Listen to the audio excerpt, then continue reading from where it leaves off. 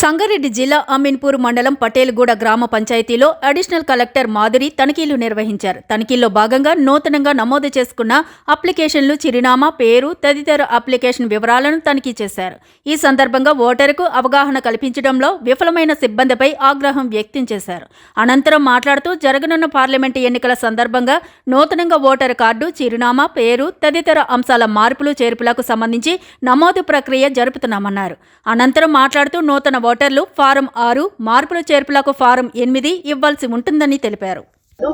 ఇవాళ ప్రత్యేక special campaign days మన ఈసీఐ దగ్గర నుంచి ఉన్నాయి కాబట్టి 2 రోజులు కూడా ఎవరైనా ఇదివరకు ఓటర్గా నమోదు కాని వాళ్ళు ఉంటే నమోదు చేసుకోవాలి. కొత్త ఓటర్ అండ్ ఇదివరకు ఇంకెక్కడైనా ఇదివరకు ఉండి ఉంటే ఫామ్ 8 ద్వారా అప్లై చేసుకోవాలి. అంతేగాని అక్కడ కొత్త ఓటర్ కింద ఉండి ఇక్కడ కొత్త ఓటర్ కింద కాదు.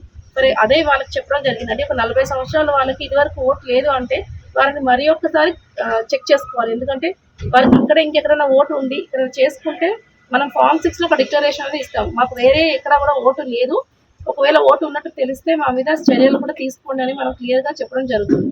సో అందుకని ఫామ్ 6 కాదు, అడ్రస్ చేంజ్ మార్పులు ఉంటే ఫామ్ 8 మాత్రమే అప్లై చేసుకోవాలి. డూప్లికేట్ డబుల్ ఓట్స్ కూడా డిలీట్ చేయడం జరుగుతుంది. డెత్ ఓటర్స్ ఉంటే తీసేస్తున్నాము. దాని అన్నిటి కోసం ఎలక్టరల్ రోల్ శుద్ధీకరణ చేస్తున్నాము. ఫిబ్రవరి 2 లాస్ట్ డేట్ అంతవరకు ఏదైనా అబ్జెక్షన్స్, క్లెయిమ్స్ ఉంటే ఇప్పుడే ఇవ్వాలి. 2 తర్వాత మనకి ఇంకా ఇవ్వడానికి ఉండదు పార్లమెంట్ ఎలక్షన్స్కి సంబంధించి. అండ్ 8th రోజు ఫైనల్ రూల్ పబ్లిష్ డెఫినెట్గా ఇప్పుడు వాళ్ళకి మరి ఒకసారి శిక్షణ అనేది ఇప్పిస్తాము.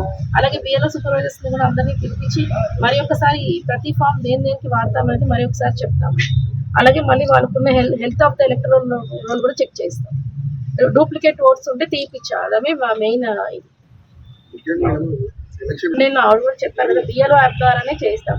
అప్లై చేసుకుంటున్నారు. డిజిటైజ్ కాకపోతే వాళ్ళకి అది ఫామ్ 6 అనేది యాక్సెప్ట్ కాకపోవడం అనేది జరుగుతూ ఉంటుంది.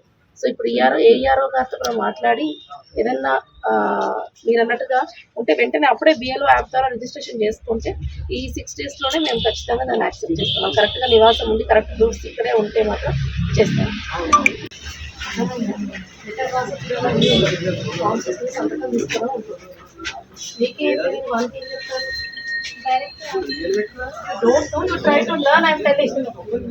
అదర్వైజ్ ఇప్పుడు మిమ్మల్ని సస్పెండ్ చేసి ఇంటికి పంపిస్తారు. Then this smile won't come on your face. First of all age bar ఉన్న వాళ్ళని తీసుకొని ఇప్పుడేమో మాటలు చెప్తున్నారు. దేన్ని తీసుకోవాలి ఫార్మేట్ అనేది మీకే అవగాహన లేదు. దేన్ని తీసుకుంటారు ఫార్మేట్ చెప్పండి. ఇంకా డేట్ ఆఫ్ బర్త్ అవన్నీ కరెక్షన్స్ కిందకే వస్తాయి. ఇంకా దేనికి చేస్తారు? ఎప్పుడైనా ఫార్మేట్ చూసారా? తీయండి ఫార్మేట్ ఒకటి.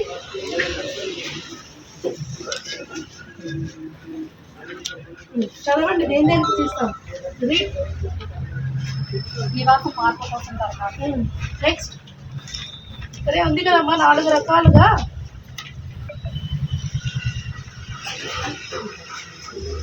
నమోదు సవరణ, ఐపీసీపీ రీప్లేస్మెంట్,